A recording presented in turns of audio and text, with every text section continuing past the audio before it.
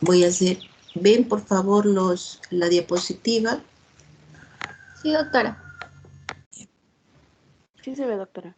Los que han llegado tarde se hacen en el chat, me hacen presente el ingreso de ellos, ya, por favor. Después los veo. Gracias, doctora. A ver, entonces, cuando hablamos del aparato digestivo, siempre comenzamos a decir, bueno, será estómago, intestinos, hígado, vaso, es decir, una serie de órganos que se encuentran en la cavidad oral. Pero poco tomamos en cuenta que la cavidad oral es la primera parte en la cual es donde ingresan los alimentos, son triturados, masticados y son indispensables para la digestión. Es un proceso, ¿no? Por lo tanto, todo lo que ingresa por la cavidad oral o las características que tiene la masticación tiene que ser realizado con un buen examen físico y buscar algunas alteraciones que nos puedan ayudar para el diagnóstico de la dificultad de la digestión que tiene el paciente, ya que es el primer proceso que ingresa. Entonces, es importante prestar atención a todos los datos que intervienen en este proceso, ¿no?, de la digestión. Tenemos que tener en cuenta a los motivos por la que viene la evolución de este signo, este síntoma, cómo apareció, la intensidad, ¿no?, tratamientos que ha usado y sus efectos, ¿no? Porque puede ser desde el área motora alguna dificultad que requiere la masticación, puede estar relacionado con un proceso inflamatorio o una lesión, o sea, todo lo que de alguna manera puede estar, o algún defecto congénito que nos lleva a una mala masticación, que es el primer proceso en la cual interviene, pues, la cavidad oral. Pueden ser signos locales o asociados con otros signos, ¿no?, que ya sea primarios o secundarios relacionados con una enfermedad, ¿no? O sea, pueden ser signos locales, un cáncer a nivel de lengua, ¿no? Entonces, ya, es algo local que determina, lógicamente, dolor y alteraciones de la masticación. O puede ser parte de un proceso general, por ejemplo, la esclerodermia, ¿no?, con o la deficiencia de vitamina B12, ¿no?, que también te va a generar atrofia a nivel de las glándulas, de las papilas, ¿no?, gustativas, o también te puede generar polineuropatía, entonces también alteraciones en la sensibilidad. Entonces puede ser producto, lógicamente, algo local o algo general. Y tenemos que ver también qué profesiones tienen, ¿no?, y manipulación con algunos materiales inhalantes o de alguna manera que puedan contaminar la cavidad oral, ¿no? Pero también es la posibilidad de ver enfermedades infecciosas locales o generales, ¿no? Por ejemplo, la presencia de el síndrome de inmunodeficiencia, que puede generar gérmenes o hongos oportunistas en la cavidad oral, por ejemplo, una candidiasis, ¿no? Entonces, uno, al examinar la boca, podríamos sugerir alguna enfermedad que compromete el sistema inmunológico, porque si vemos cándida, algo está pasando en la parte inmunológica del paciente. Dentro de ellas tenemos pacientes con VIH, linfomas, leucemias, el uso de corticoides con inmunosupresión. Es decir, ya nosotros tipificamos la candidiasis con una relación. O puede ser úlcera, presencia de úlcera en la cavidad bucal y relacionados con su estilo de vida el paciente, ¿no? Es un paciente de repente promiscuo, joven, drogadicto, etcétera, etcétera, y viene también con úlcera. Entonces, la presencia de una sífilis. Como ven, la boca es un determinante muy importante para la posibilidad de inducir al médico hacia un diagnóstico. Entonces, vamos a tener la anamnesis, ¿no? Vamos a describir todas estas molestias. Muchas veces son sugestivas porque el paciente puede ser con parestesias o dolor que no se mide, o sea, que no se puede cuantificar o ver el médico. Es un síntoma, por lo tanto, el paciente es que te va a decir las características de estas molestias, ¿no? Pero a nosotros inducir un diagnóstico. ¿Cómo son los trastornos de motilidad de los labios? Porque el paciente puede tener una parálisis facial central o periférica, un problema neurológico, y que esta va a determinar lógicamente alteraciones del movimiento de los labios, ¿no? Y de la fuerza que genera, ¿no? O caída de saliva más propensa hacia el lado afectado. Entonces, esta parálisis, ¿no? O una alteración de repente el nervio hipogloso por un accidente cerebrovascular va a generar trastorno de la deglución. Y por lo tanto, nosotros tampoco en estos pacientes no vamos dentro del tratamiento que ponemos también el régimen dietético, no le vamos a decir ingiera comida por vía oral porque el paciente se pueda atorar porque no hay un buen movimiento y el paciente asfixiar. Entonces, hay que tener mucho cuidado con algunas alteraciones que pueda tener también la boca porque sin querer puede generar cuadros de atragantamientos y asfixia, ¿no? Cambio de la humedad normal, ¿no? De las mucosas, ¿no? Que de alguna manera también esta poca salivación, por ejemplo, el síndrome de Sjögren, va a generar también un bolo alimenticio con pocas secreciones y el paciente también va a tener trastorno de la deglución. Entonces, tenemos que hacer un raciocinio, ¿no? ¿Por qué el paciente no ingiere alimentos o por qué tiene dificultad o tiene hambre, pero por qué no come, ¿no? Es una de las... Si está llena de tumoraciones o ulceraciones, por ejemplo, las aftas, ¿no? Dice, doctor, yo tengo hambre, pero me arde, me duele estas heriditas, ¿no? Pero tengo hambre, ¿no? O sea, es algo muy local probablemente, ¿no? Entonces, todo esto tiene que ser delimitado en la historia clínica. ¿Qué antecedentes quirúrgicos ha tenido? Porque también eso puede ser una gran dificultad, ¿no? O rinológicos, si hay adenotomía, amidalectomía. Bueno, que esto va a limitar momentáneamente de repente el acto de la deglución. Otro, el aliento, porque el paciente también siente un aliento feo, dice, yo no como porque yo también me siento un aliento, o sea, la halitosis, ¿no? Pero normalmente los casos de halitosis no están relacionados, son problemas bastante locales, ¿no? Porque ellos vienen con la idea de que es un proceso a nivel hepático, ¿no? Todo lo que tienen halitosis, el hígado, estoy mal del hígado, y no necesariamente.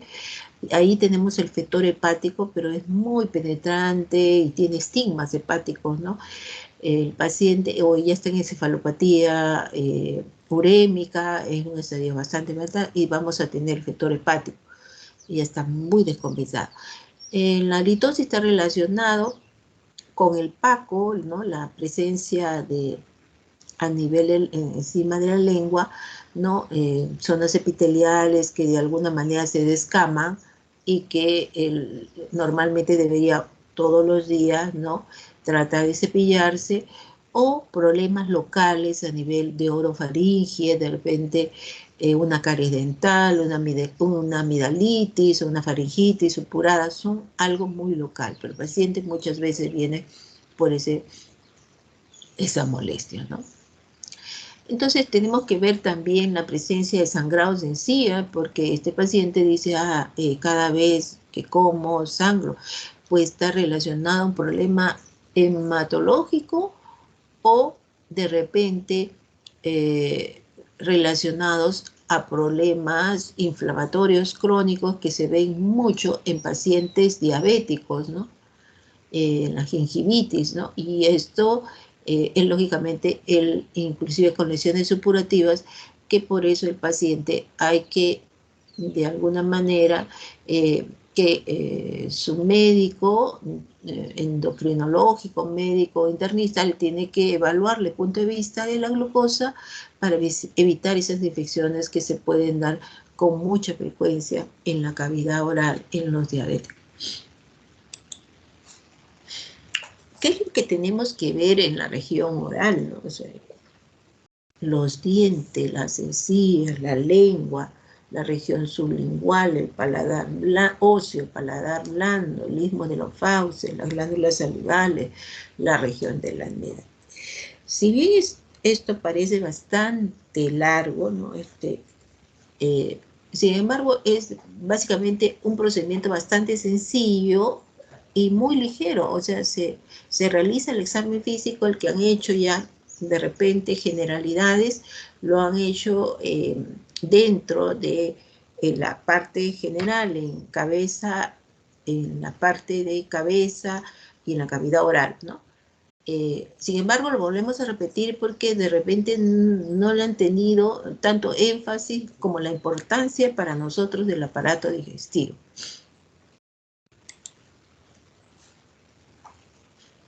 Entonces, tenemos la cavidad bucal, ¿no?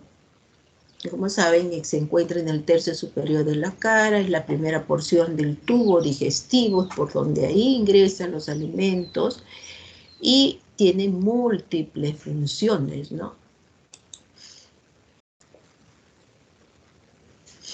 Está con la boca, o en general, en la primera parte, tenemos una mucosa bucal, ¿no?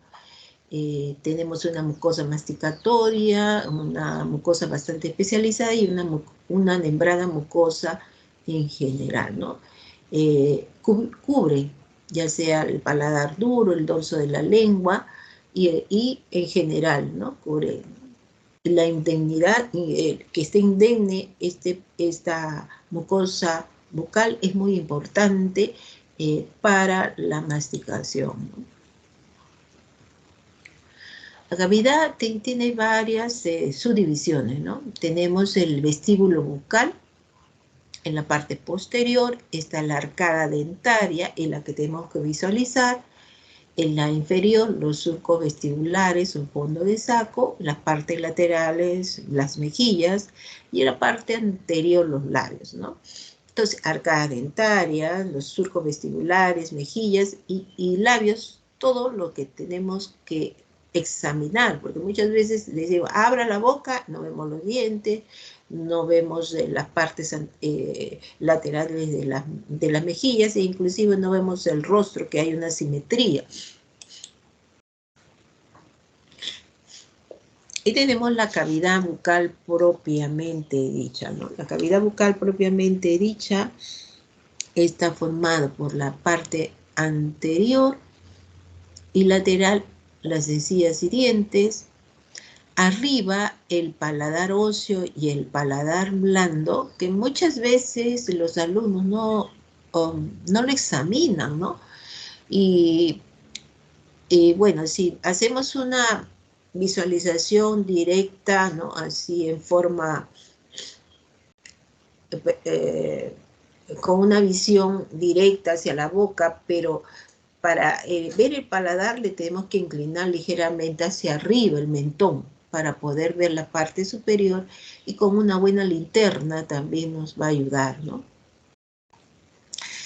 Tenemos en la parte inferior el piso de la boca y posterior el istmo de las fauces y el paladar blando. Entonces, esta es la cavidad bucal propiamente dicha, ¿no? Y acá se ve sin necesidad del baja lengua. Miren, ve cómo podemos ver eh, todos los límites, ¿no? Anterior, arriba, inferior y la parte posterior, ¿no?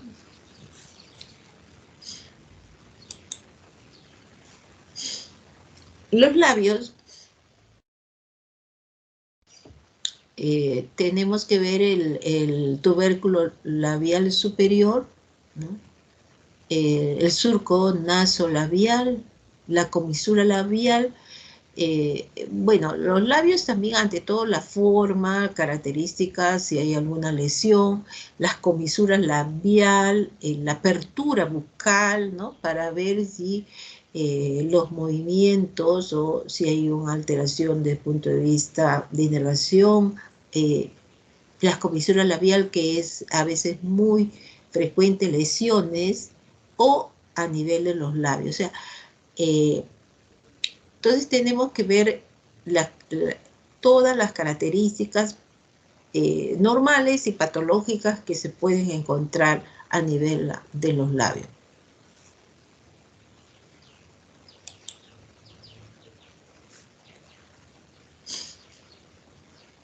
Como le digo, también están los músculos orbiculares de los labios, y si hay una alteración desde el punto de vista neurológica, vamos a ver si está comprometido o no, y también la dificultad o la desviación de la boca en caso, por ejemplo, de una parálisis facial, ¿no?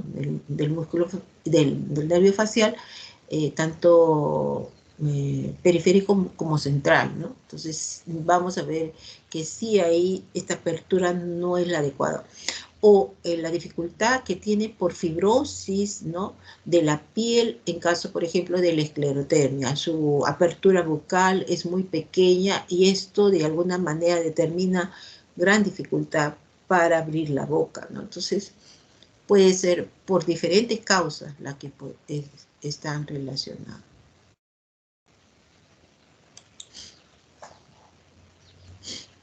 En este diapositivo vamos a ver muy detenidamente lo que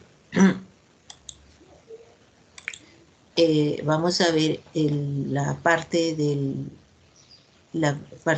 frenillo superior, el paladar duro, ¿no? El paladar blando, la úvula y en la parte de acá el istmo de la fauce. Como les digo, muchas veces los alumnos o inclusive los residentes no ven esta parte superior, que es tan importante. Voy a contar el caso, que sí lo cuento porque es una anécdota para mí, ¿no? Un paciente viene al Hospital Loaiza aproximadamente unos 40 y tantos años. La verdad que no recuerdo, ya hace bastante tiempo, pero no pasaba de 50 y no era menor de 50, ¿no? En una edad intermedia. Era un paciente bastante delgado.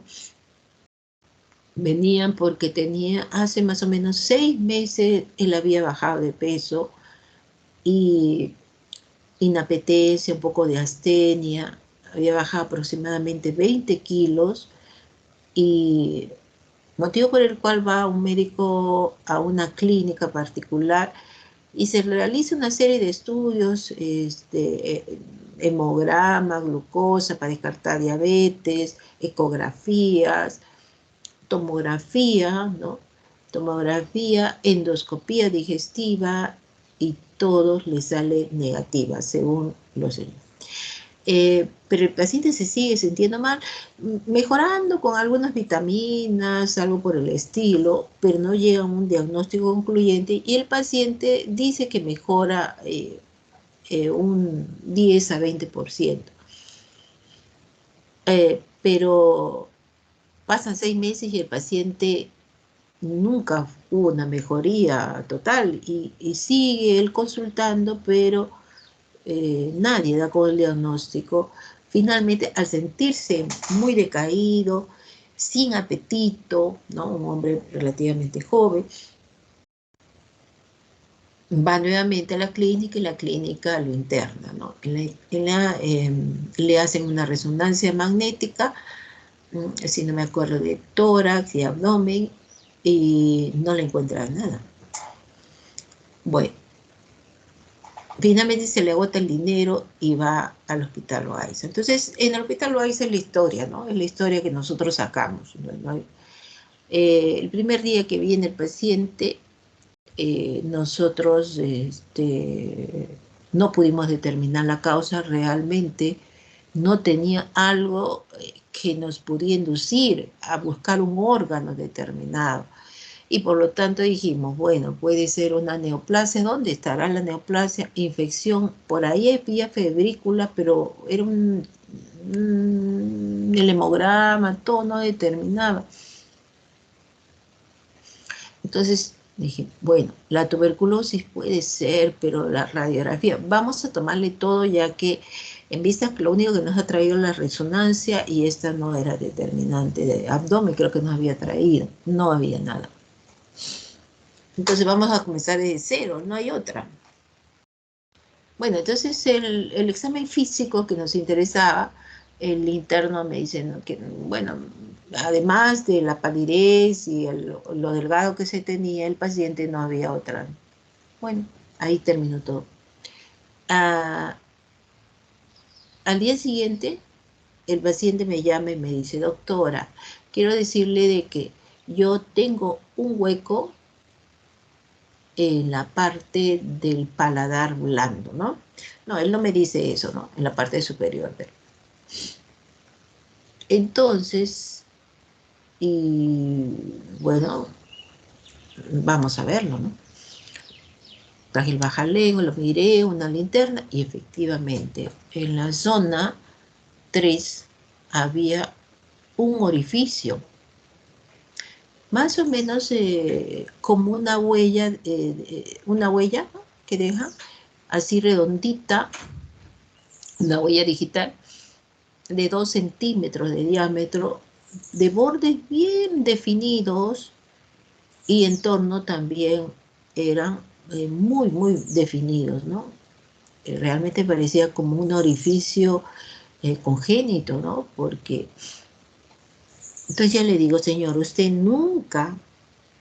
antes nadie le ha dicho que tiene ese orificio. No, doctora, no, yo nunca lo he sentido, y ahora al pasarme la lengua en la parte superior, o sea, me localicé algo que nunca me había pasado, y yo creo que nunca lo he tenido, nunca, porque si no ya me hubiese dado cuenta. Y yo seguí insistiendo, no, señora, y de repente alguna vez usted fue al odontólogo, le dijeron, es que era muy perfecto, la verdad, muy perfecto ese ejercicio.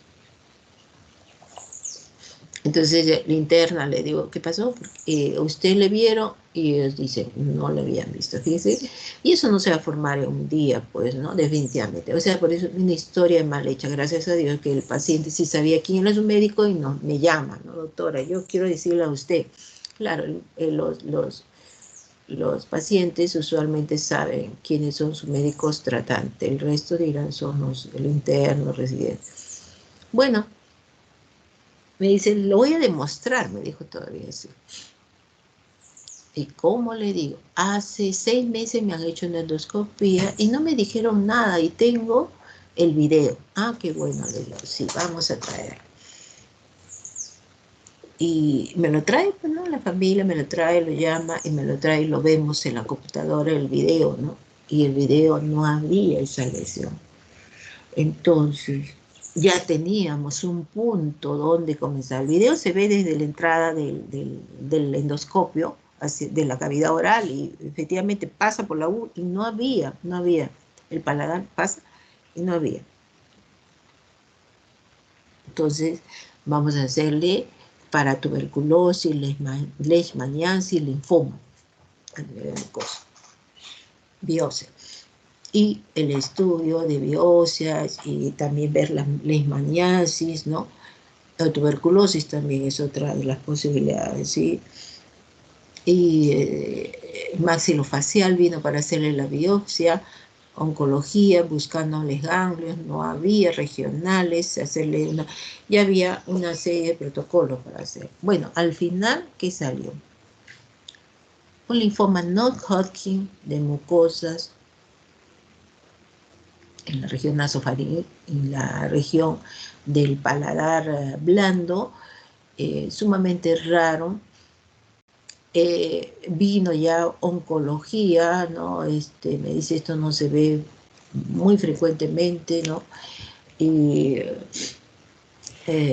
motivo por el cual se lo lleva el servicio de oncología, lo trata de transferir, ya que hay un servicio de oncología en el hospital Oaiza, pero por las necesidades de algunos medicamentos y el tipo le iban a hacer otro estudio de inmunohistoquímico, el tipo de celularidad realmente tenía que definir el tipo de linfoma que era, si bien es cierto era no Hodgkin, pero se lo llevaron al INEM, ¿no? Pero viene una lesión en la boca, nos hace inducir a unas posibilidades diagnósticas, ¿no? Por eso le digo todo. En la mejilla tenemos que tener la región labial, mentioniana, la región cigomática, ¿no? La articulación temporomaxilar, las parótidas y también el borde inferior de la mandíbula. Entonces, como ven, todo es, cuando vemos boca, la parte oral no solo determinamos la boca, sino todo el contexto que genera ese movimiento, ¿no?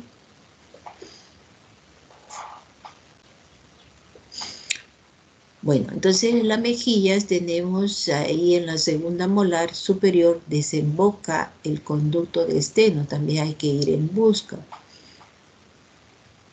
Y también los músculos que de alguna manera intervienen en esta parte de la mejilla, el músculo de la mímica, el bucinador, las bolas de Bichat, ¿no? En las mejillas que desaparecen cuando el paciente está muy desnutrido. El paladar. En la región palatina tenemos el paladar óseo, ¿no? Que está formada por las apófisis palatina del maxilar superior por delante y la lámina horizontal del palatino por detrás, ¿no? Entonces, y ante todo, del conocimiento anatómico tenemos también que ver patologías que pueden ver a nivel de la boca. Bueno, la lengua es un órgano musculoso, móvil, y tiene grandes funciones, lo importante, ¿no? El gusto. Entonces, si el paciente no tiene el gusto, ¿no? Ahora que tenemos el COVID, ¿no? Alteraciones del gusto, entonces va a tener problemas también, no de la masticación, sino de pérdida de sabores, y por lo tanto, el paciente es inapetente, porque todo es, ¿no? No le siente el sabor, ¿no? Lo rico de los alimentos, ¿no? Interviene en la masticación, en la deglución, en la succión, en la fonación, o sea, en las articulaciones de la palabra. O sea, miren que la lengua también interviene en todos estos procesos. Por lo tanto, a nosotros nos interesa más en la parte de la deglución, pero también en el gusto, ¿no? Porque yo no como si no tengo gusto, ¿no? Y es muy importante también estas papilas gustativas, cómo se pierden relacionados con algunas enfermedades, hay atrofia de las papilas en unas avitaminosas. Tenemos que ver también la parte del piso de la boca, ¿no? Y en la cara inferior descansa todo lo que es el piso. Ahí tenemos que ver el frenillo que vemos acá, ¿no? Y que el paciente de repente a veces se traba, ¿no? Al hablar por la pérdida, por la presencia de un frenillo y la fonación no es la adecuada, ¿no? Entonces hay que identificar, ¿no? Ahí también se desemboca el conducto de Watson, ¿no? Entonces, en la encefalología y interrogatorio hay que explorar la boca, ¿no? Y para ello solo utilizamos la parte de inspección y palpación. Percusión no realizamos, ¿no? Inspección, visualización de todos los elementos y para eso nos valemos de la baja lengua o un espejo, ¿no? Como el que está ahí en la fotografía, eh, pero no es 100% necesario. Usualmente sí los odontólogos lo utilizan para ver, ¿no? Con detenimiento las piezas dentarias o lesiones que puedan haber, ¿no? Pero sí vamos a necesitar la presencia de una baja lengua y una linterna, ¿no?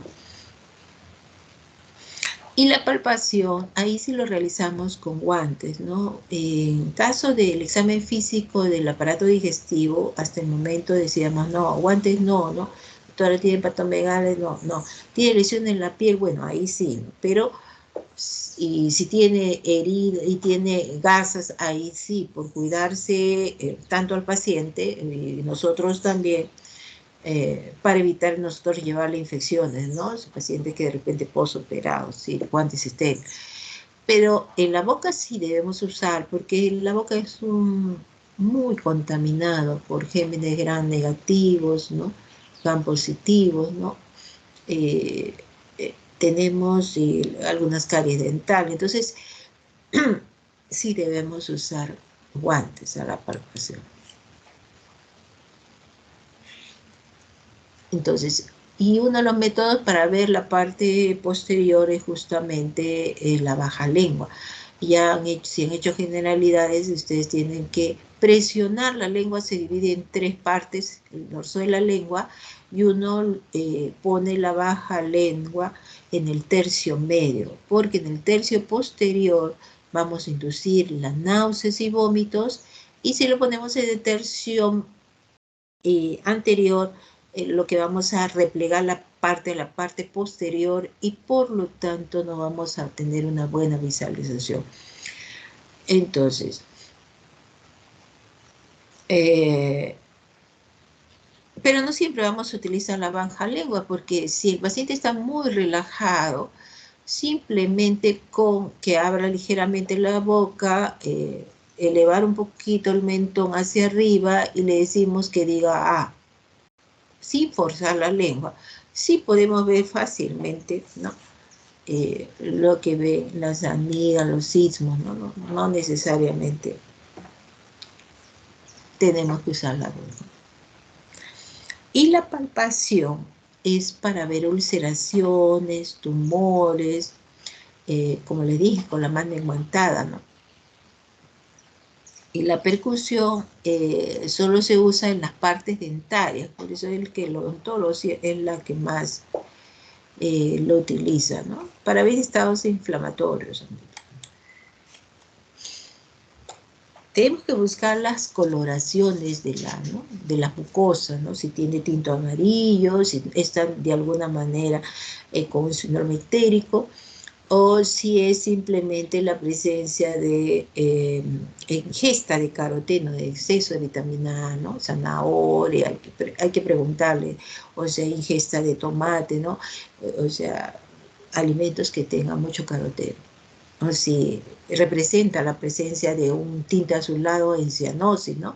Entonces las mucosas, ¿no? de la cavidad oral nos ayuda enormemente para precisar, ¿no? Si está de repente con una cianosis, ¿no? Un problema de enfermedad respiratoria crónica, entonces nos ayudan, ¿no? Las mucosas. Sí hay una palidez muy importante relacionados con la anemia, ¿no? ¿Dónde lo vemos más? En las mucosas, ¿no? En las conjuntivas, en la boca, en los labios, ¿no? Es donde vamos a ver estos cambios de coloración. O si hay un enrojecimiento relacionado con una escarlatina, ¿no? Tenemos también algunas en las mucosas, buscar, ¿no? Por ejemplo, el adantema de la rubiola, o los signos de Kopling, que son pápulas blancas azuladas, con un halo rojizo en el caso de sarampión, ¿no? Esta presenta de signo de Copley, se presenta antes del evento del salpullido, ¿no? De lo que, de la,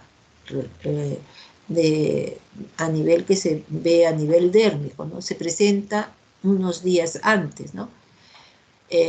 Y si los puede descubrir su pediatra porque ya está con fiebre, decaimiento, ¿no? Y si ya ha visto pacientes con sarampión, a inducir a pensar de que este signo de Copley está relacionado. Entonces, eh, va a dar más alarma tempranamente, ¿no? El médico pediatra a la familia sobre la presencia del sarampión en ese niño. Vamos a ver alteraciones de la humedad como el aumento en caso de cialorrea que se puede presentar en el embarazo, en la gastritis, colecistitis, síndrome péptico, el Parkinson también, ¿no? Pero también tenemos que ver si hay una disminución. Esta disminución podría ser en caso de síndrome de Sjögren, ¿no? Intoxicación por atropina, algún medicamento te puede generar también sequedad. En pacientes deshidratados, ¿no? Con diarreas y vómitos, usualmente ellos te dicen, no, doctora, se me pegan, ¿no? Las mucosas, o sea, la lengua, no puedo, ¿no? Esto relacionado, es un dato, pues, ¿no? De deshidratación, ¿no? Y esto, lógicamente, alteraciones de la humedad van a traer consecuencias de muchas lesiones que vamos a ver en la región de la boca, ¿no? Acá tenemos la estomatitis por herpes, ¿no? Son lesiones vesiculares, acá ya está un poquito de como llagas realmente, ¿no? Con costras, pero son vesiculares múltiples que se ven muy frecuentemente en la cavidad oral. Relacionado muchas veces con procesos infecciosos muy cercanos y solo se localizan en la cavidad oral. Son dolorosas, ¿no? Porque de alguna manera al aperturar la boca o al masticar, estamos estirando esa zona, ¿no? En la cual vamos a ver que el virus se ha posesionado y genera pues una apertura de la, ¿no? de la mucosa y genera dolor, ¿no? Es muy frecuente a veces más en temporadas de verano, ¿no? Y tiene que ver un poco con el sistema inmune, pero el estrés, ¿no? No se determina porque este virus se encuentra en el medio ambiente. Y el que tiene una vez le vuelve a repetir.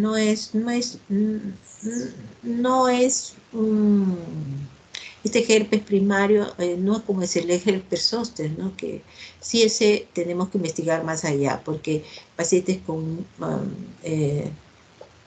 se da preferentemente el herpes zóster en pacientes inmunocompetentes, ¿no? En cambio este no, es a cualquier nivel, en cualquier...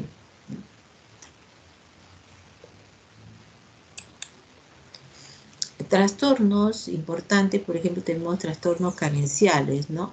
El déficit de vitamina B12 va a presentar atrofia, ¿no?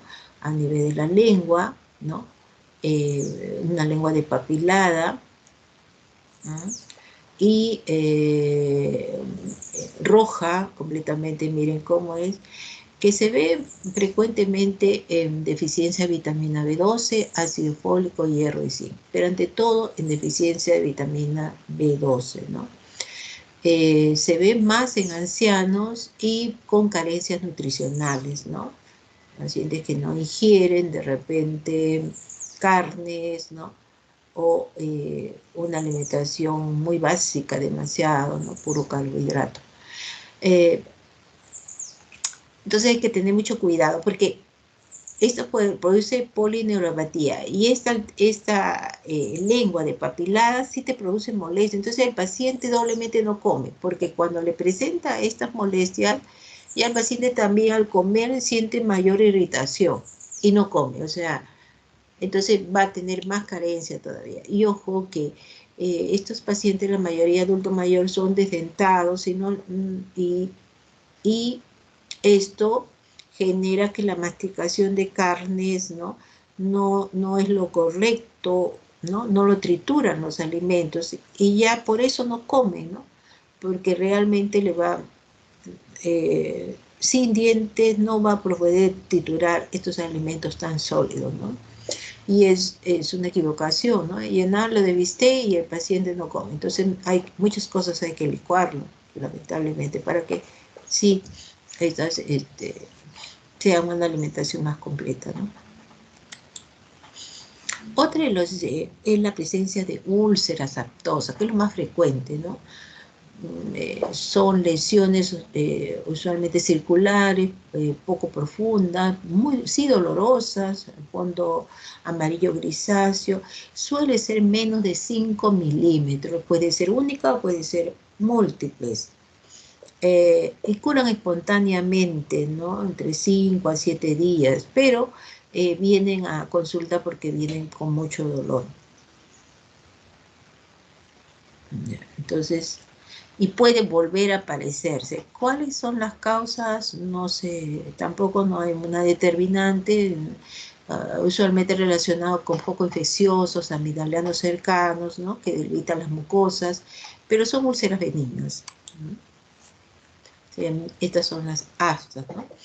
Como ven, son bien pequeñas, menos de 5 milímetros, bien circunscritas, la parte superior, ¿no? Pero podemos tener úlceras que son diferentes, ¿no? Hay que hacerle seguimiento, ¿no? Mucho más profundas, las de abajo, ¿no? Y que pueden tener más tiempo de duración. O sea, estas en un promedio de 5 a 7 días desaparecen, en cambio, estas úlceras hay que ver. Muchas veces tiene que ver con la presencia de un caries dental o un roce, pero ojo, puede ser también el inicio de un proceso, inicio de un proceso maligno.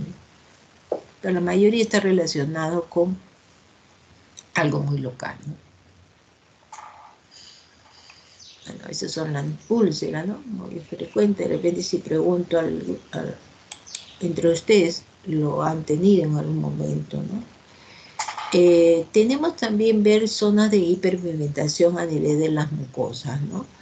Por ejemplo, tenemos acá enfermedad de Addison, ¿no? Relacionado con hiperpigmentación, ¿no? Entonces, es parte, pues, de una enfermedad endocrinológica y manifestaciones clínicas, ¿no? Pero también podemos ver hipopigmentación, ¿no? Entonces, buscar algunos signos que nos puedan sospechar, ¿no? Integrar todos los signos para, por ejemplo, en caso de enfermedad de Addison. Tenemos acá úlceras relacionadas con la sífilis, ¿no? Entonces, la verdad, pues, la presencia de esta espiroqueta no es que nosotros tenemos una visión lo máximo de mirar y decir, esta es una úlcera sifilítica, no. Lo que nosotros buscamos en relación a qué tipo de paciente estamos viendo, ¿no? Y su conducta sexual, ¿no? Entonces, esto es lo que nos va a inducir a pensar la posibilidad y finalmente, por intermedio de estudios, ya determinar finalmente el diagnóstico final, ¿no? Pero la conducta de riesgos es la que nos induce a pensar, ¿no? Por ejemplo, estas son úlceras sifilíticas, ¿no? Bueno, esto ya hemos visto, la lengua y lo que interviene, ¿no? Impulsar el alimento hacia la faringe. ¿Qué pasaría si no tuviéramos manera? La presencia, la sensibilidad, ¿no? Dulce en el vértice, la parte salada en los bordes laterales, y el ácido amargo en la parte posterior, ¿no? O sea, depende de la constitución. Y la inervación, lógicamente, es relacionado con básicamente el hipogloso, pero también tenemos el séptimo par, el noveno y el décimo, ¿no?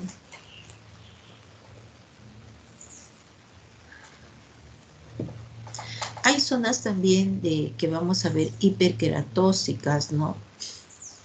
O fenómeno de displasia, o sea, miren la lesión bastante grande, ¿no? En la lengua, en la borde lateral, irregular, ¿no? Y blanquecinas, ¿no?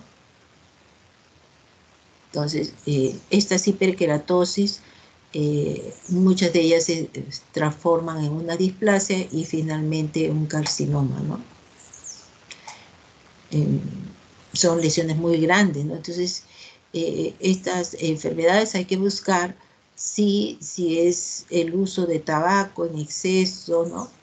O si hay fricciones crónicas, lesiones que de repente caries dental o, ¿no?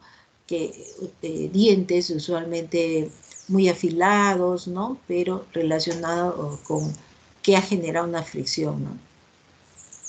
O algunos alimentos irritantes, ¿no? Pero esto ya es un signo de alarma, ¿no? Son lesiones más amplias, ¿no? Tenemos que hacerle el seguimiento y biopsia, ¿no? Tenemos una forma diferente, variedades de lenguas, ¿no? Ahí tenemos la lengua geográfica. No se sabe la causa, ¿no? Muestra diferentes áreas rojas que carecen de papilas y se alternan con zonas, áreas normales, ¿no? Es un trastorno benigno, no se sabe, ¿no? Esta, miren, sí es una áreas blanquecinas elevadas, ¿no? Esto es una leucoplaquia vellosa, ¿no? Esto sí hay que hacerle seguimiento, ¿no? Y ustedes le ponen la baja lengua para tratar de escama, no sale, ¿no? Pero es amplia, ¿no? Esta es una glositis atrófica, ¿no? Lengua lisa, con pérdida de las papilas, muy brillante, ¿no? Esta es la deficiencia de vitamina B12, ácido fólico, niacina, de todo vitamina B12, ¿no?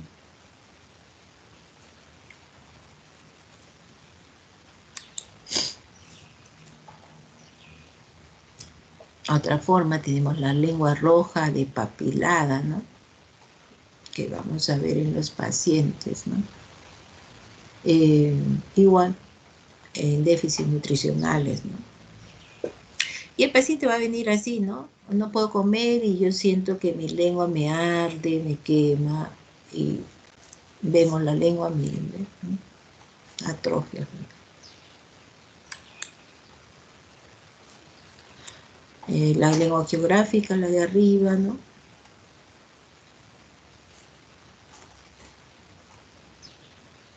Es frecuente y la verdad que yo no lo he visto muy frecuentemente, la literatura lo dice, y acá uno puede confundir, aunque este es en forma irregular, ¿no? La presencia de Paco, ¿no? Que no es normal. Puede tener también la lengua vellosa, ¿no? Usualmente hay presencia de cambios de color, ¿no? Puede ser café, negro, amarillo, ¿no? Usualmente puede estar relacionado con el uso de algunos medicamentos, antibióticos, ¿no? Lengua fisurada, ¿no? O en forma de escrotal, ¿no? Si ustedes lo miran, estos son unos surcos, ¿no? Esta parte blanquecina más elevada y es como grietas, ¿no? Eh, eh, como profunda, ¿no? Entonces, se produce esta en pacientes también adultos mayores. Y es peligrosa porque se pueden restos alimenticios. Entonces, el paciente tiene que limpiarse bien la lengua, ¿no?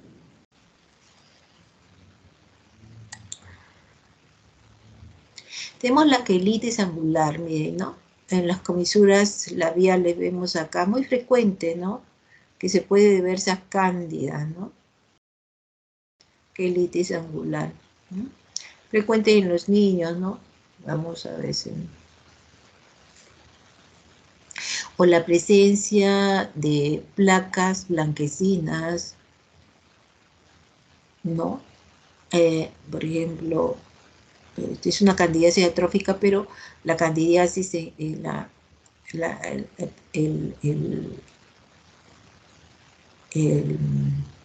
hongo, ¿no? La micosis por candidiasis son placas blanquecinas, ¿no? Que no solo están en la lengua, sino en las mucosas, ¿no? Vamos a ver, creo que por ahí he visto. Presencia de gingivitis ulcerativa necrotizante, que es lo que vemos en pacientes muchas veces relacionados con diabetes, ¿no?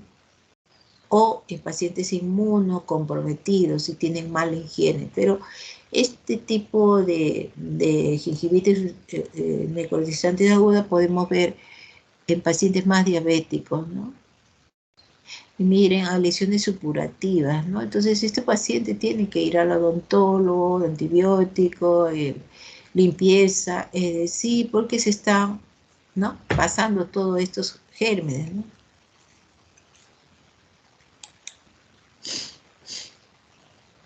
También hay presencia de neutropenia cíclica, ¿no? Ya sea por enfermedades sistémicas e inmunológicas, y van a aparecer úlceras orales, ¿no? En forma intermitente, ¿no? Y que coinciden con la presencia de la neutropenia, ¿no?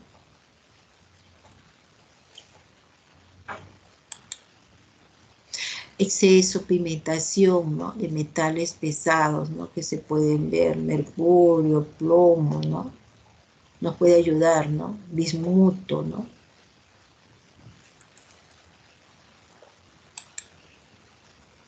Algunos alimentos, algunas bebidas, el café, ¿no? Chocolate, ¿no? Algunas bebidas oscuras, ¿no? Coca-Cola, Pepsi-Cola en exceso nos puede generar también. Pero el café ante todo, ¿no? Pacientes que toman 8 o 10 tazas de café. O el tabaco, ¿no? Pero además hay el aliento, ¿no? Hasta ¿no? El que fuma exceso, ¿no? Felizmente que ya no vemos muchas personas. Y tenemos también lesiones de punto de vista neoplásicas como el sarcoma de Kaposi, ¿no?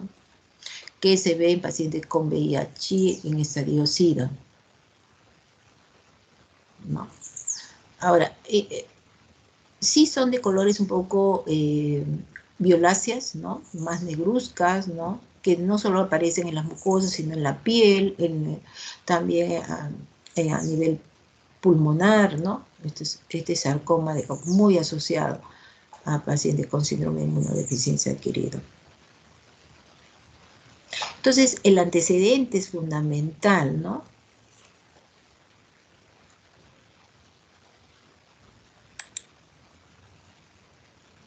Tenemos lesiones de leucoplasia, ¿no?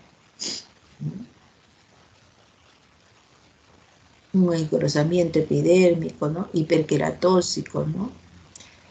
Pero son placas fijas, ¿ah? Es algo similar a la candidiasis, pero son como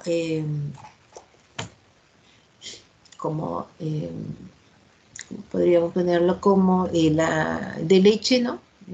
Cuando uno ingiere leche y se queda, ¿no? Bien blanquecina, ¿no?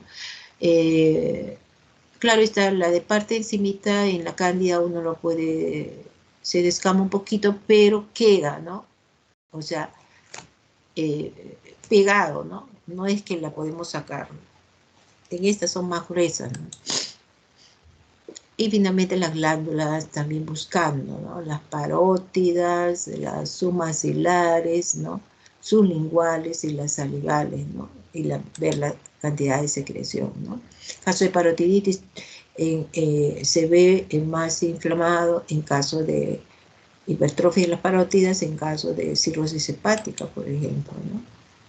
Y que tienen que ver lógicamente con la secreción, ¿no? Entonces buscar, ¿no?, las glándulas desde el punto de vista parótida, su lingual, su maxilar, ¿no?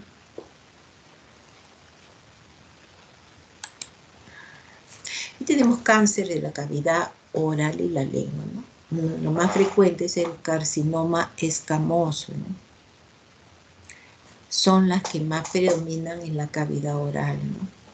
Es indispensable la biopsia, ¿no?, para identificarlo en forma precoz.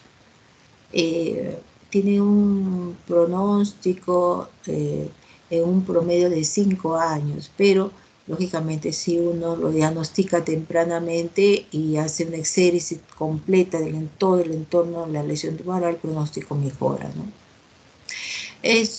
Usualmente el carcinoma escamoso se da más en pacientes adultos, ¿no? Y los riesgos los factores de riesgo son el tabaquismo, el consumo de alcohol, ¿no? Y pacientes que tienen una irritación en forma permanente, ¿no? Tenemos también las venas varicosas de la base de la lengua, ¿no?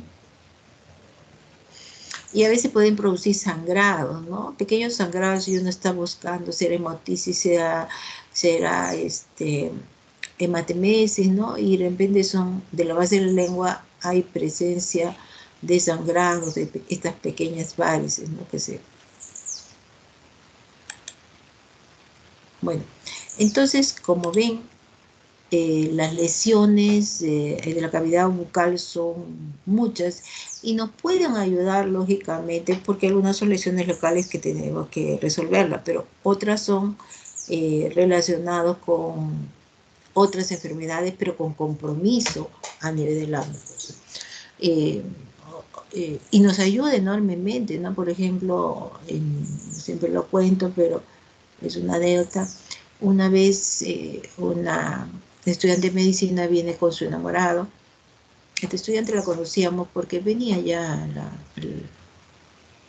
al pabellón, tenía permiso, un médico, conocía a su familia y nos presentó para que la jovencita haga sus vacaciones, haga un entrenamiento, un externado.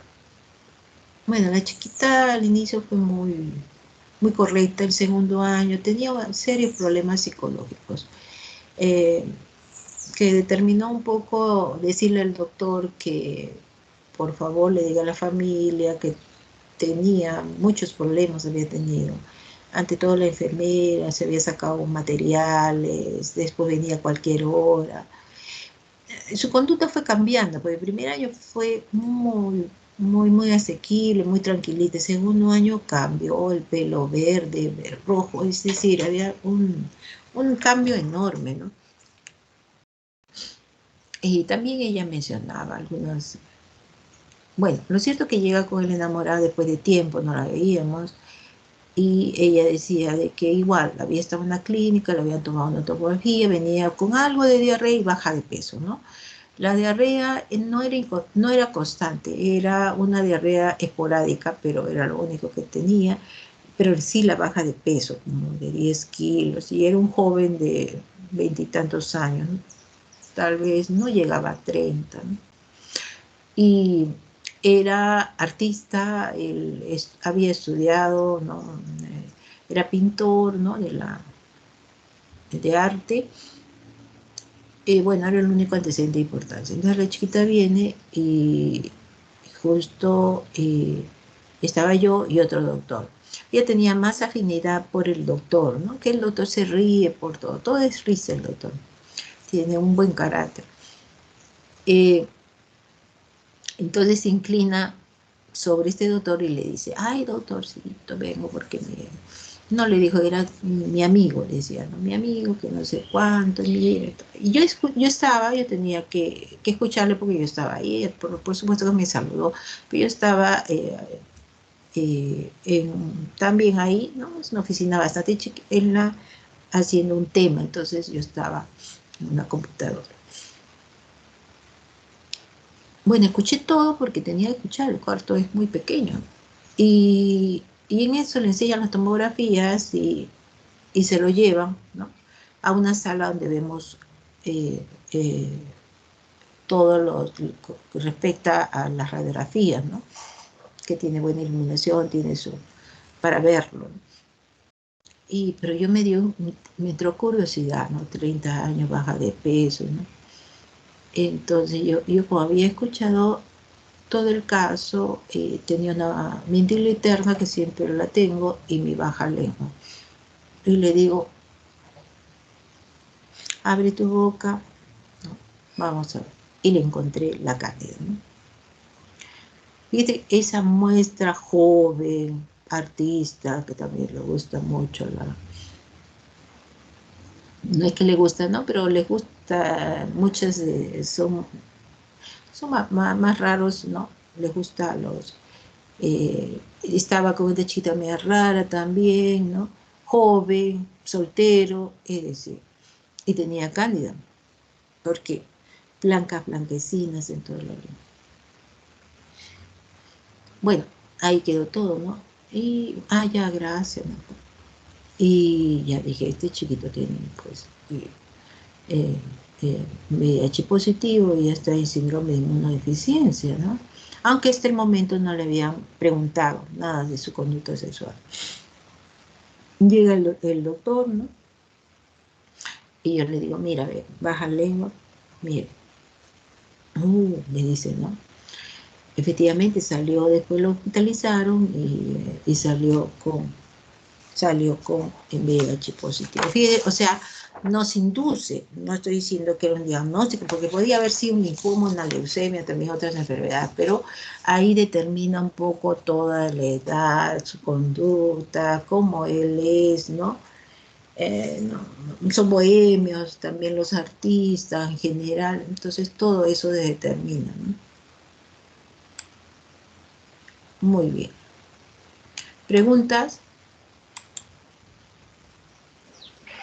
Doctora, ¿podría hacerle una consultita? Sí, dime. En un caso similar, si encontraríamos lesiones herpéticas, ¿no?, una herpes zóster, Ya. ¿también sería un valor agregado a una patología inmunológica? Una sospecha de un paciente joven. Claro, el herpes es una enfermedad que se puede presentar en una enfermedad crónica o una enfermedad de base inmunológica, ¿no? Pero también el estrés influye en el sistema inmunológico, o sea, que tampoco no estoy diciendo todos, pero si yo encuentro un herpes en una persona mayor, ya, yo tengo que, de todas maneras, ¿él será diabético? Me hago una pregunta. Por ahí no tendrá, o sea, siempre voy en búsqueda de algo, ¿no? El herpes zóster, no estoy hablando del herpes simple, ¿ya?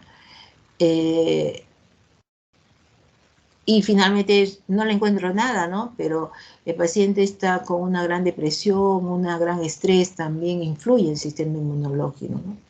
Entonces, porque el herpes está en el medio ambiente, ¿no? ¿Quién lo coge?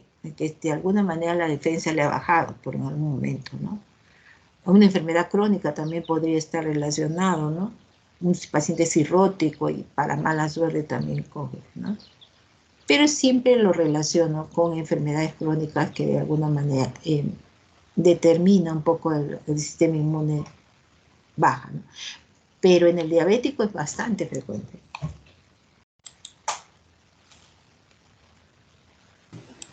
Sí, doctora, le comento el caso porque en algún momento he podido ver un paciente que ha presentado las lesiones herpéticas, pero una paciente joven de 24, 25 años, con la Candida albicans, Bueno. la lengua oral blanca. No, eso ya me ahorra. Sí, la Ahí, paciente extranjera. eso ya es me ahorraron. Ya un sistema inmune bien deprimido, ¿no? Que tenga cándida, tenga lo otro. Pero no necesariamente VIH, puede ser otro, un paciente de repente cirrótico, también puede ser, con una gran hipoalbuminemia, Podría ser de repente, ¿qué edad tiene? Bien joven, ¿no? Un linfoma. 24. Un linfoma. Ya necesita ver su sistema de defensa, ya de linfocitos, ya linfocitos T o linfocitos B, algo saben. O un estado carencial de desnutrición, drogadictos también, esos uno comen pues también. No sé. La historia clínica te determina pues, ¿no? ¿Qué hace? Su conducta sexual, todo. O sea, uno no solo ve eso, sino desde la edad y todos los riesgos que el paciente pueda tener, ¿no? No sé, que estudia, trabaja, ¿qué hace? Sí, doctora. Respecto también a otro casito en el que he visto la evolución de un paciente, pero he visto que las piezas dentarias como no se renuevan, no se cambian en pacientes mayores, adultos mayores, y veo cómo se van degradando, van generando lesiones en la lengua. Pero estos pacientes refieren que no tienen capacidad adquisitiva suficiente como para poder hacerse modificaciones de sus piezas dentarias. Sí, pues Ah, ese es un problema de salud pública, ¿no? E inclusive estos trastornos de la deglución, porque no comen bien, pues puede darle bistec, pero no lo mastican, lo tragan y el alimento tiene que ser masticado para ser digerido y así como lo comes adentro en el estómago, bueno, sí se va a segregar secreciones ácidas, bilis, etcétera, pero no lo va a moler, entonces no va a absorber completamente. Entonces, no es darle buena alimentación. ¿Qué tipo? ¿Cómo le das a este adulto mayor? ¿No? Y a veces no se acostumbra a su prótesis dentaria también. Entonces tiene que ser o bien, o sea, bien pequeña, todo bien, cortarle, ¿no? Cortarle, o en todo caso, de repente licuarle, ¿no? Las carnes y que se lo coma, ¿no? Ya sea como si fuera, ¿no? Una sopa, ¿no? Un poco cremosa, ¿no? Pero que ya sea más como una masticación ya al sufrido, ¿no? Porque darle un bistec grande no vale la pena, no lo vale. Bueno, entonces, ¿alguna otra pregunta? Vamos a hacer la clase de semiología del esófago, no es muy grande y muy conectada con la parte de boca para podernos poner un poco. A ver.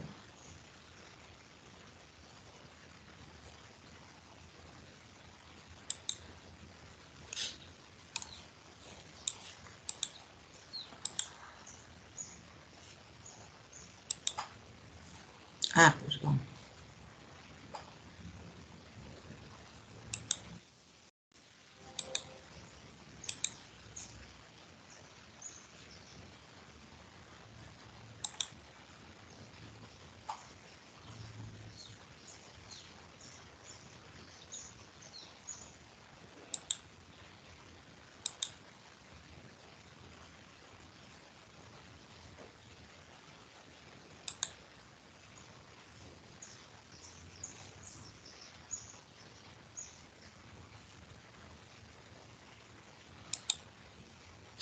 ¿Ve, por favor? sí, doctora, semiología de esófago. Bueno, vamos a ver la semiología del esófago y tiene que ver mucho con la parte que hemos hecho oral, ¿no? Entonces, la deglución tiene 3 fases, oral, faringea y parte esofágica, ¿no? Deglutir, o sea, pasar los alimentos, oral, faringea y esofágica. Y esta deglución dura entre 8 a 10 segundos, ¿no? Entonces comienza con la oral, más o menos ya lo hemos hecho, faríngea y esofágica es la que vamos a realizar. Y antes de deglutir existe una preparación oral del bolo, ¿no? O sea, y hay las sensaciones gustativas, también interviene, porque para digerir yo no voy a mascar por mascar, o sea, tengo hambre y quiero comer y lógicamente comienza mi deducción, desde los olores, y ¿no? Todo es una percepción muy importante. Entonces, tenemos que ciertas estructuras van a estar involucradas en este proceso de la deglución. Maxilofaciales, ya lo hemos visto, ¿no? Dientes, maxilar, mandíbula, ligamentos, músculos, ¿no? Por ejemplo, una artritis reumatoidea y hay una luxación o una inflamación temporomaxilar, ¿no? Este paciente tiene hambre, pero no come porque de alguna manera hay un proceso inflamatorio a nivel articular. O sea, todo se tiene que ver. En medicina no es aislado, todo en conjunto, ¿no? ¿Por qué no come, no? ¿Tiene apetito? Sí tengo, entonces me duele, ¿no? Ah, ya, vamos en búsqueda, ¿no? Y a veces relacionado con enfermedades, ¿no? Reumatológicas, de alguna manera del sistema nervioso central, ¿no? Otras estructuras es la nariz, el olor, el olfato, la boca, ¿no? La faringe y el esófago, ¿no? Son todas las estructuras involucradas. Y también el sistema nervioso central, ¿no? El trigémino, el facial, el glosofaringio, el vago, el espinal, ¿no? Todos ellos intervienen ya en la parte de la deglución, ¿no? La parte facial del trigémino, ¿no? Y el glosofaringio. Entonces, tenemos primero la fase preoral, la visión, el olfato, ¿no? Es la que interviene, ¿no? El elegir los alimentos. La fase oral, ¿no? Ya que después tenemos la fase faringea, ¿no? Cómo de alguna manera interviene, ¿no? En este proceso. Y finalmente la parte esofágica, ¿no? Entonces, la fase oral es la preparación, califica, organiza el alimento, ¿no? Y finalmente lo tritura, ¿no? Lo convierte y finalmente hay una propulsión, ¿no? A la región faríngea y de ahí a la parte del esófago.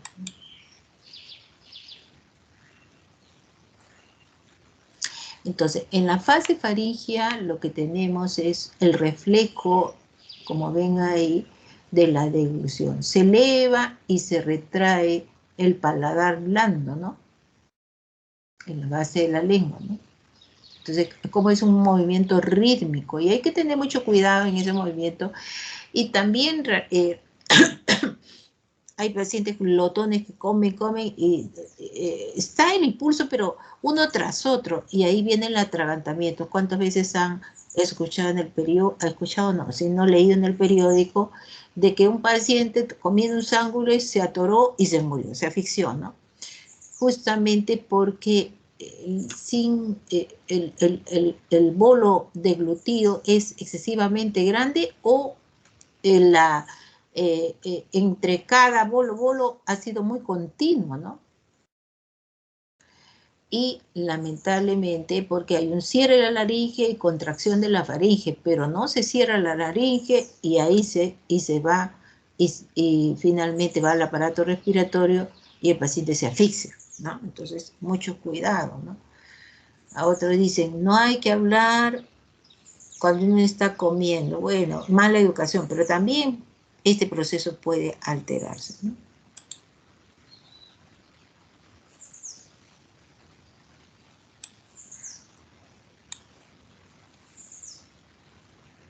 Tenemos una fase faríngea, ya lo hemos dicho, fase esofágica, ¿no?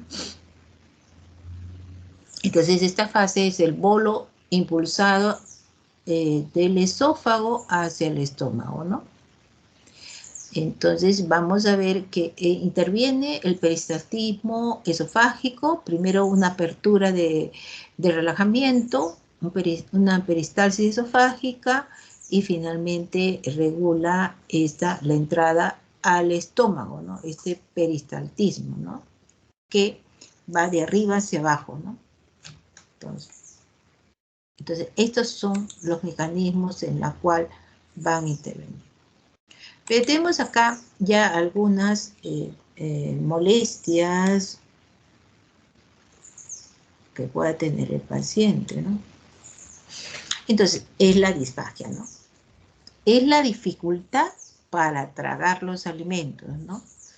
Es la dificultad, ¿no? Entonces, eso se denomina disfagia, ¿no? Yo no puedo pasar los alimentos, eso se denomina disfagia. Y cuando hablamos de esta disfagia, puede ser sólidos, puede ser semisólidos o puede ser líquidos, o sea, o puede haber sido progresivo, primero sólidos, semisólidos o líquidos. Pero también tenemos que ver en qué fase es ese trastorno para pasar los alimentos. Si es de repente la fase inicial, oral, es faríngea o es esofágica. Sí podemos de alguna manera delimitar.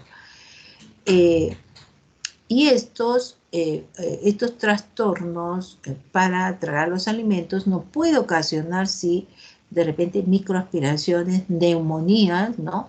O finalmente nos puede provocar un estado de desnutrición. Entonces sí hay que saber por qué solucionarlo, porque son propensos a neumonías o desnutrición. Las etiologías pueden ser muchas, como ya hemos hablado desde la cavidad oral. Pueden ser infecciosas, pueden ser metabólicas, por ejemplo, diabetes mellitus, las polineuropatías. Puede ser iatrogénica, por ejemplo, relacionada, por ejemplo, por intento de suicidio y el paciente ha tomado un ácido muriático y esto ha generado, lógicamente, lesiones. Neurológicas, un accidente cerebrovascular, ¿no? Estructurales, ¿no? De repente una lesión local o de producto miopático. O sea, las etiologías pueden ser múltiples, ¿no? No vamos a definir solo una causa. Y según las características clínicas, pueden ser altas, una dificultad orofaringia, o puede ser una esofágica, y el factor patogénico puede ser algo mecánico o puede estar relacionado a problemas estructurales o neurológicos, y también va a depender del grado de severidad, si es leve, moderada o severa, ¿no? Entonces hay que tipificar eso. Mecánica, ¿no? Es en relación a la obstrucción del paso de los alimentos, ¿no? Algo está pasando, ¿no? Inflamatorio, obstructivo por una neoplasia o una lesión extrínseca que está comprimiendo ese esófago y por lo tanto, de alguna manera, por ejemplo, en caso de un bozo sumergido, por ejemplo, ¿no? Esto va a comprimir y también es motivo por el cual que los bozos a veces producen fenómenos de disfagia y deben ser intervenidos para justamente evitar estos problemas, ¿no? O puede estar relacionado a problemas neurológicos, neuromusculares, ¿no? Que van a generar anomalías del peristaltismo o inhibición de la deglución, ¿no? Entonces, hay que calificar por qué se produce este fenómeno de disfagia. Las disfagias orofaringeas tenemos una afección en la fase preoral y podría estar relacionado con disminución de la apertura, de reducción del cierre labial, ¿no? Por ejemplo, lo que habíamos dicho, ¿no? En pacientes que en la esclerodermia, la apertura bucal es muy pequeña, ¿no? O pacientes que están contracturados, por ejemplo, en el tétano. Hay contracturas, esos pacientes no pueden comer, ¿no? Dificultad en el movimiento de la lengua, ¿no? De repente un accidente cerebrovascular y compromiso del doceavo par. Entonces, estos pacientes, hay un problema motor de la lengua, ¿no? Entonces, esa es la fase usualmente orofaringea. Reducción en el rango de los movimientos a nivel laterales de la mandíbula, por lo que habíamos mencionado, pudiera estar relacionado con fracturas o de la articulación temporomaxilar o procesos inflamatorios relacionados con una artritis reumatoidea, ¿no? Y otra por falta de sensibilidad oral, ejemplo, la diabetes mellitus y que produce polineuropatías, o pacientes con anemia megaloblástica también y pérdida de los sabores, ¿no? Entonces son disfagia orofaríngea. Puede ser también por una mala alineación a nivel de la mandíbula, ¿no? Y por lo tanto no hay una buena trituración. O el patrón de los movimientos anormales, ¿no? De la masticación. Entonces, muchos de estos están localizados a nivel orofaríngeo, ¿no? Nosotros tenemos que identificar, ¿no?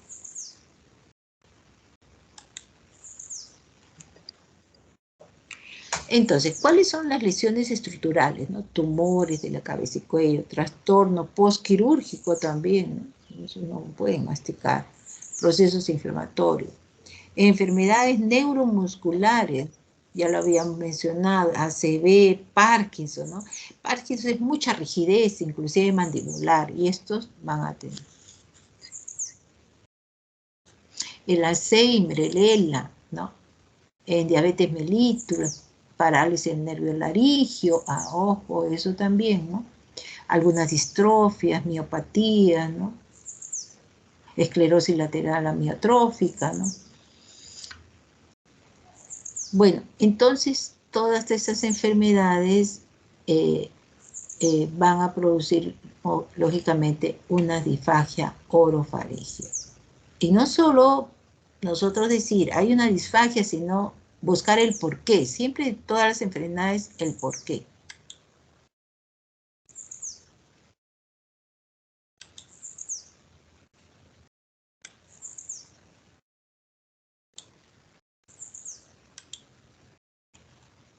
Entonces ahora tenemos las causas de disfagia esofágica porque anteriormente estamos orofaringios, ¿no? Igual, tumores, cuerpos extraños que llegan a estenosis por una esofagitis cáustica, ¿no?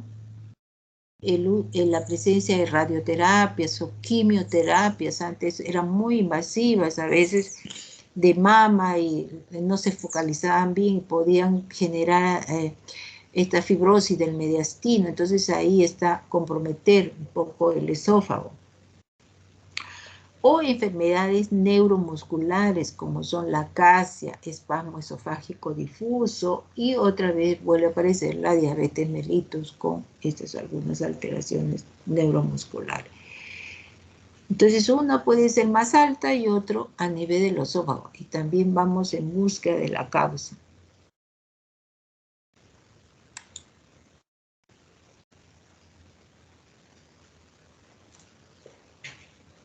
Y según el grado de severidad de la disfagia, puede ser leve, moderado o muy severo, ¿no? ¿Cuáles son, según la clasificación de leve?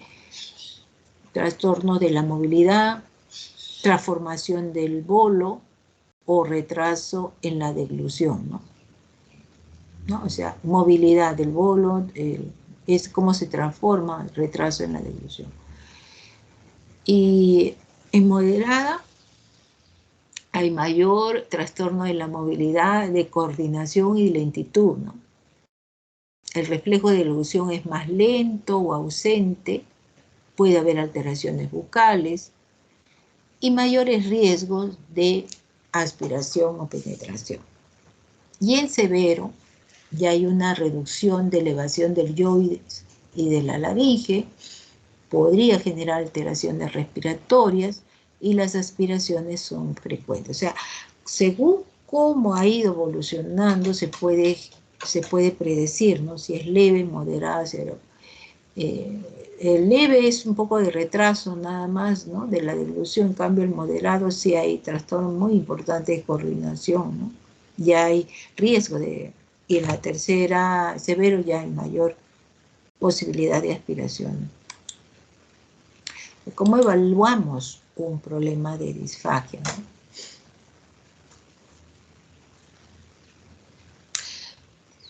¿Cómo ha habido la presencia de los cambios dietéticos, ¿no? ¿Desde cuándo ha habido estos cambios dietéticos? Si los ha habido, ¿no? El paciente de repente antes comía, hace 6 meses comía todo bien, pero hace 6 meses o 4 meses, lo que diga el paciente, ya tiene trastorno, ¿no? En la cual justamente por eso viene, ¿no? ¿Desde cuándo? Y ha cambiado, ya ahora como solo tomo líquidos nada más, dice, porque me atoro y tengo dificultad para pasarlo, ¿no? No puedo pasarlo, se me queda, se me atraganta. Pérdida de peso. Puede ir acompañado también de dolor, que es la odinofagia, ¿no? La deglución tanto a sólidos o líquidos, ¿no? Esa sensación, ¿no? De no poder pasar, ¿no? Preguntarle si ha habido un antecedente quirúrgico de cabeza y cuello, ¿no? Si ha habido traumas, ingestión de cáusalos, los intentos de suicidio muchas veces, ¿no? Y que los problemas de fibrosis, o sea, cambios estructurales del esófago a veces no se dan inmediatamente, ¿no? Al inicio pasa fácilmente los alimentos, pero en la etapa de fibrosis que se da de repente 3, 6 meses, comienza recién la reducción, ¿no? Del lumen del esófago. Si hay otros síntomas, ¿no? Como cambios de voz, pérdidas nasales, ¿no? Entonces hay que preguntarle, ¿no? La historia, cómo ha ido evolucionando.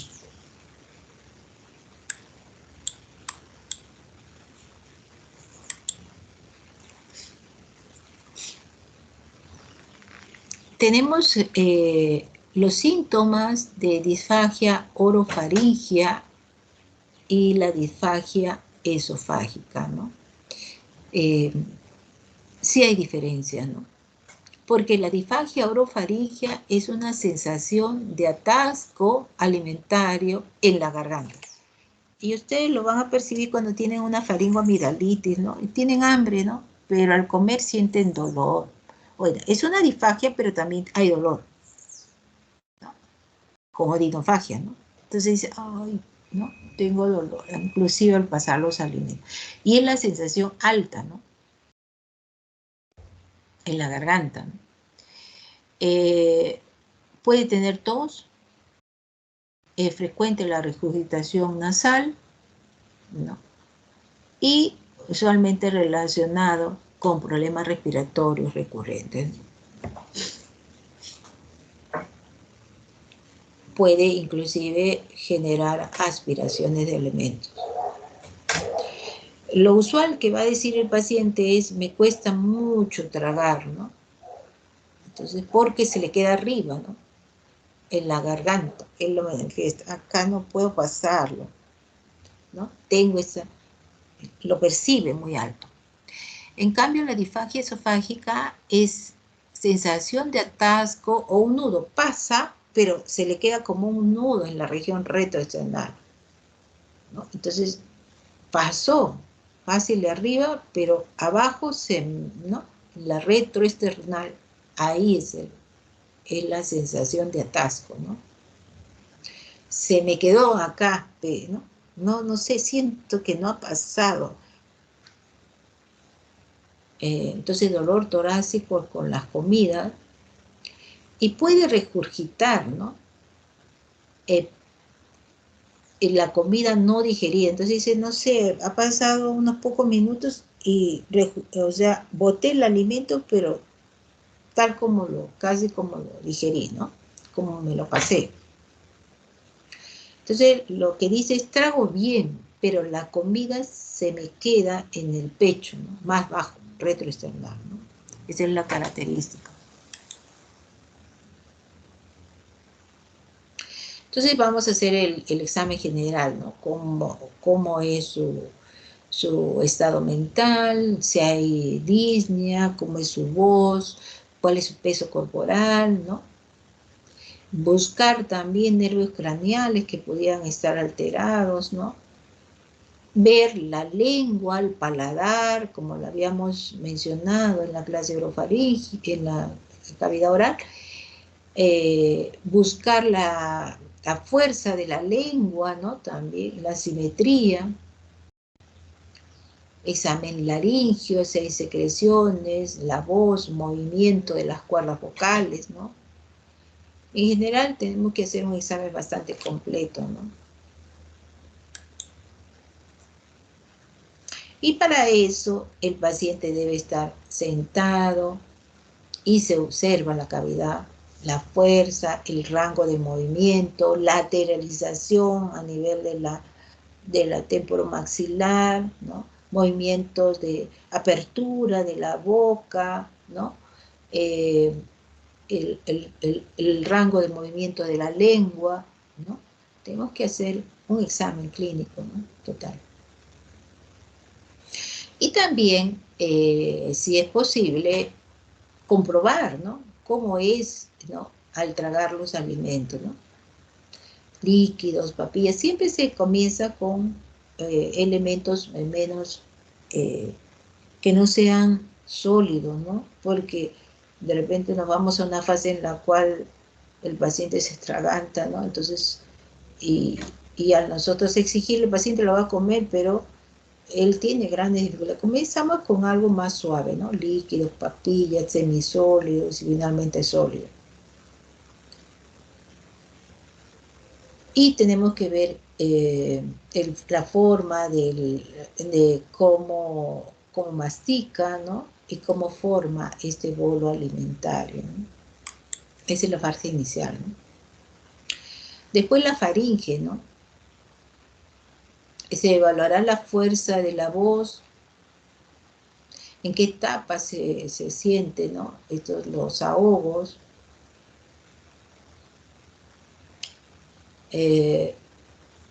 Entonces, y también la apertura, ¿no? Y la acción de los movimientos del estado de la faringe, ¿no? También se puede ocultar el movimiento al tragar los alimentos, ¿no? Entonces vamos a ver cómo así es la motilidad, ¿no? También de la parte de la faringe, ¿no?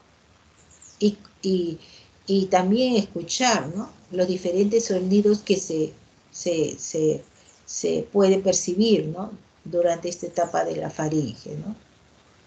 Se puede realizar una auscultación, ¿no?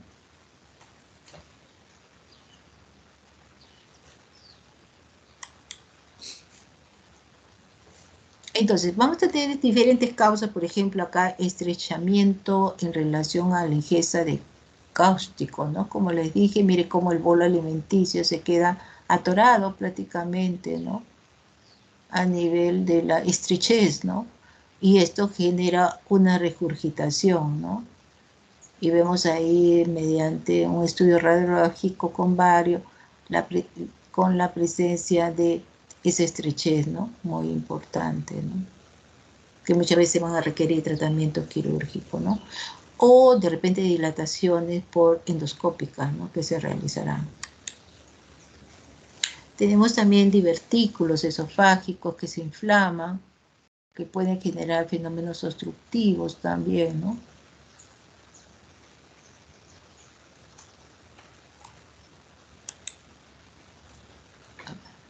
Ahí tenemos.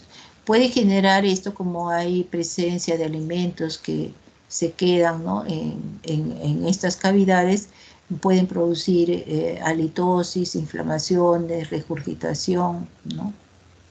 Entonces hay que tener, ¿no? Miren la exéresis de este divertículo, ¿no? La calasia también es otro trastorno bastante que va a producir disfagia, ¿no? Vamos a ver que cuando hay daño a nivel de los nervios del esófago, y por lo tanto se va a dilatar, ¿no? Se paraliza y se dilata, ¿no? Vemos ahí, ¿no? Miren, ve que cómo se dilata la parte superior, ¿no? Es acumulativa, ¿no? Muchas veces se puede fermentar, de repente se pasma y posteriormente ya se elimina, ¿no? Y le eliminamos con ya a veces un poquito más, con un sabor muy amargo, ¿no? O semipútrido, ¿no?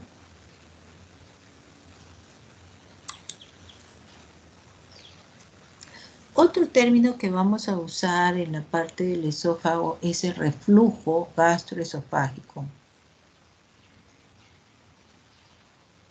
Entonces ahí es la falla de contracción tónica del esfínter, ¿no?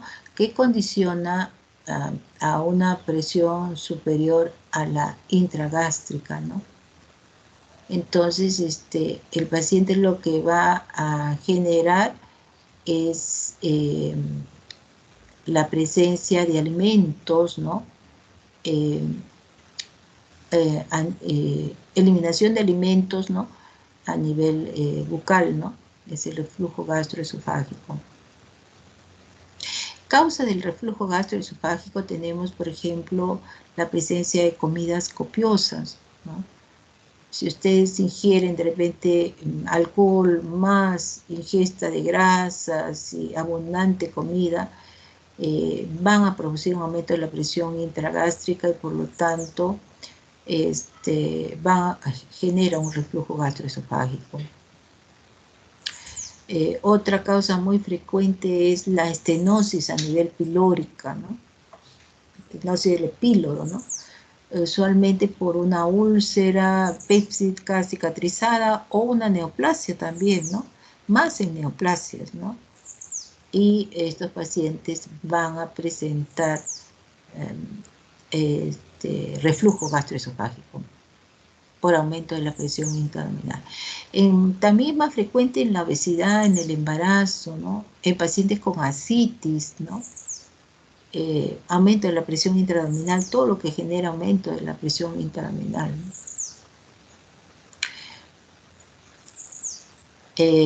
También algunos alimentos y fármacos, ¿no? O alteraciones anatómicas del carne, por ejemplo, la presencia de una hernia hiatal, ¿no? Y esta puede producir reflujo también. Entonces, miren todas las entidades que pueden producir reflujo gastroesofágico, ¿no? Hay una incompetencia, ¿no? Y por lo tanto va a generar apertura y generar la presencia de eliminación de alimentos a través de la boca, ¿no?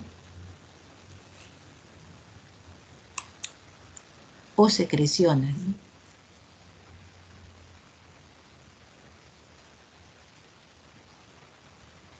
¿No? Ahí vemos cómo se contrae, cómo se apertura, ¿no?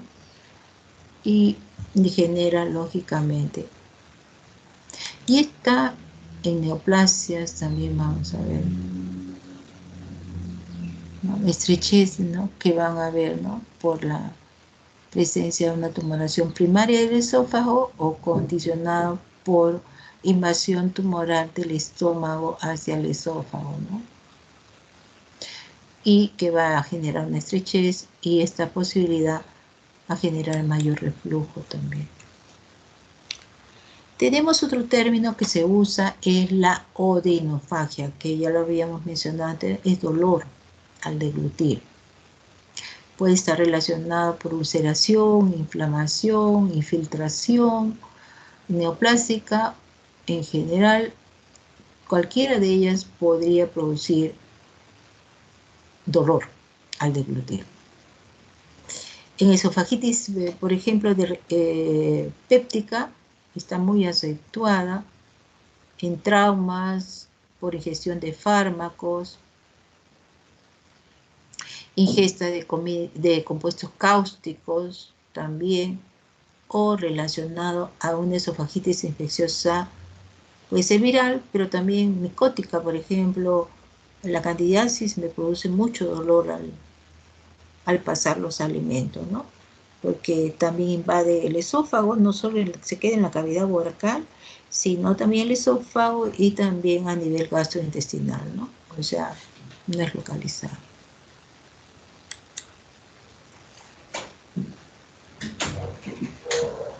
Y tenemos la regurgitación, ¿no?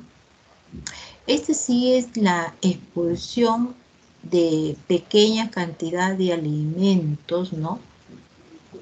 O líquidos digestivos, ¿no? Puede ser esofágica o como puede ser gástrica, ¿no? En esofágica tenemos la calasia, la presencia de estenosis en el esófago o algunos divertículos.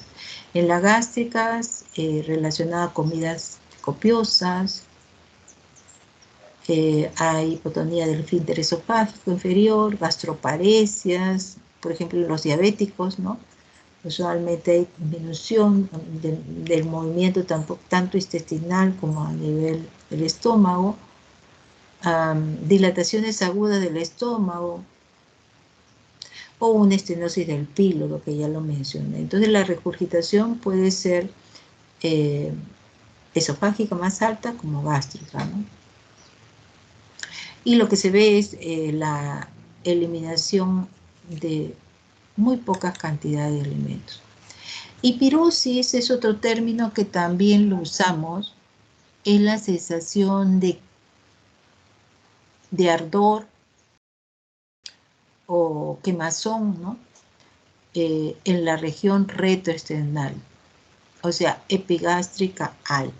Hay que tener mucho cuidado con la utilización de este término porque podría confundir, y si es mejor, cuando hablamos de pirosis siempre hablamos de la región de un reflujo gastroesofágico, casi siempre, ¿no?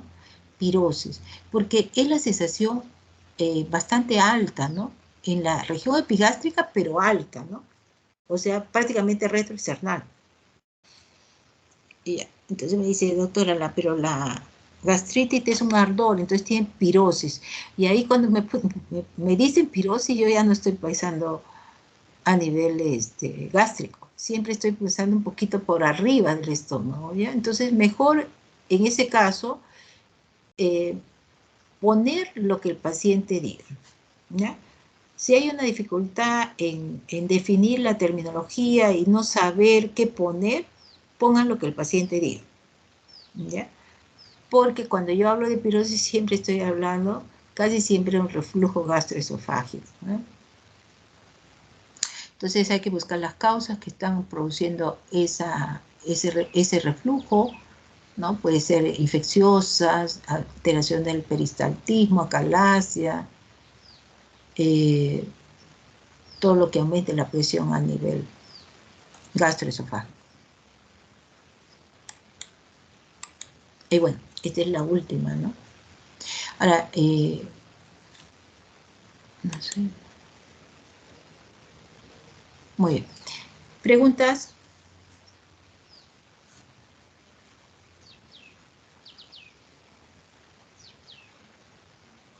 Doctora, Sí, Guido. una consulta. Usted menciona que en la pirosis es un dolor producido por el reflujo gastroesofágico. Asumo que a nivel del esófago, ¿no? Retroesternal. Y con respecto a la gastritis, ¿dónde se localizaría el dolor? ¿Y cómo se Exactamente. llama? Es ardor epigástrico. Mejor pongan epigástrico, donde el paciente lo menciona, porque la pirosis es un poco más alto, en la región retroesternal.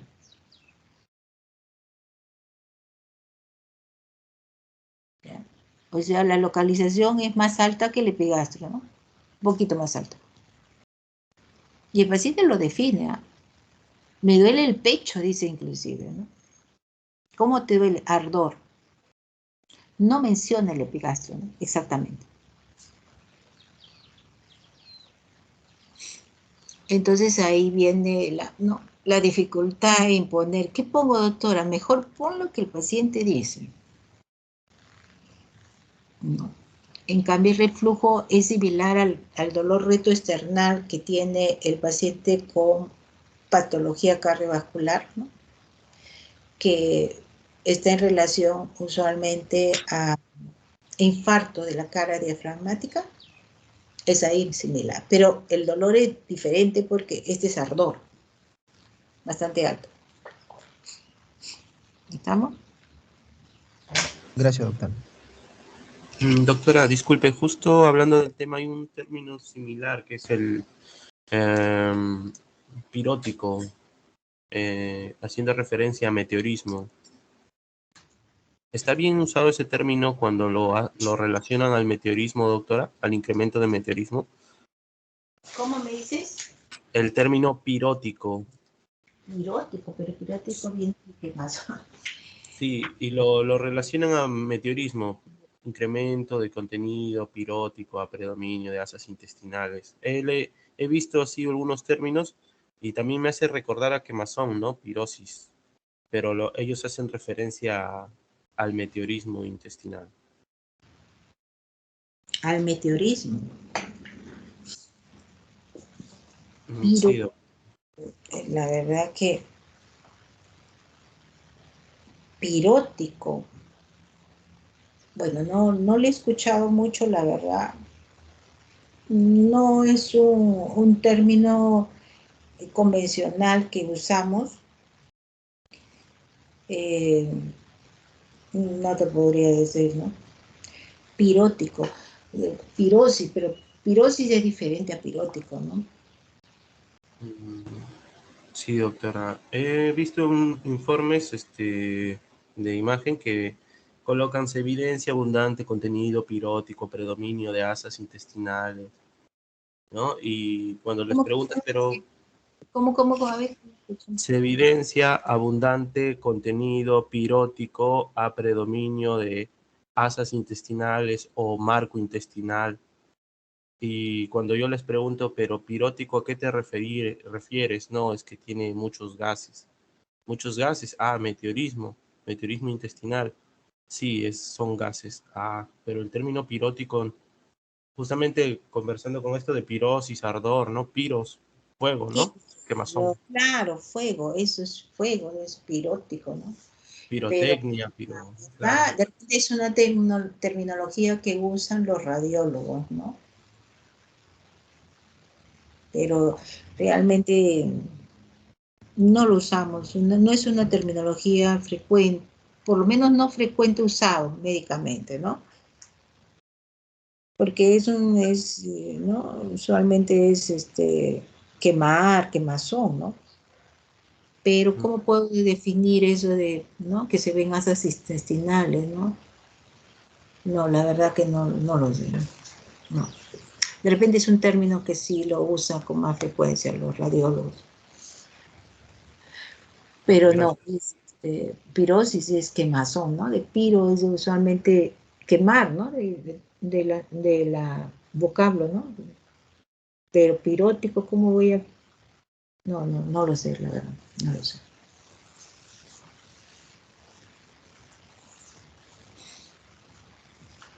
¿Preguntas? ¿Otras?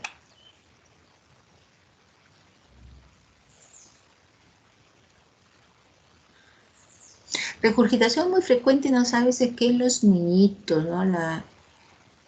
Cuando son lactantes y la mamá dice para que bote sus chanchitos y elimina, ¿no? Pequeñas secreciones.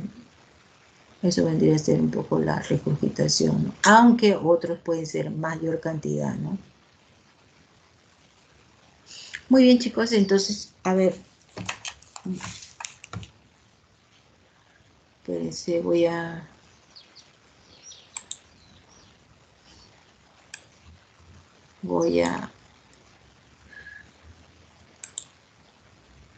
descargar la asistencia.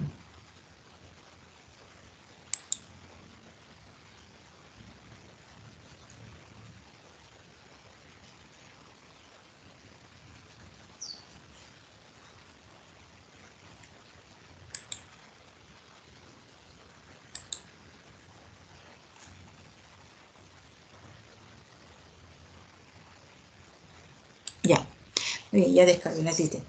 Bueno, ya con el grupo mi grupo de práctica ya pondremos fecha a la tercera y cuarta clase teórica que me toca. Buen fin de semana, cuídense mucho.